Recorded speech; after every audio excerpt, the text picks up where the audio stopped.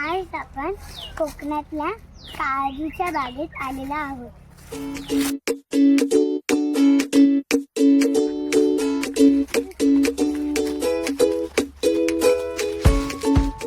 Hi friends, मी आज तुम्हाला जादूचं फळ दाखवणार आहे. काय जादूचं फळ? कोणतं जादूचं फळ? आम्हाला पण दाखव ना. हे पहा, हेच ते फळ ज्याची बी बाहेर असते. काजू हे कोकणातलं मुख्य उत्पन्न आहे.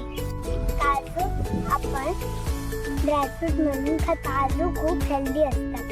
काजूचे खूप सारे उपयोग आहेत. हे ओले काजू आहे, त्याची आपण भाजी बनवून खातो.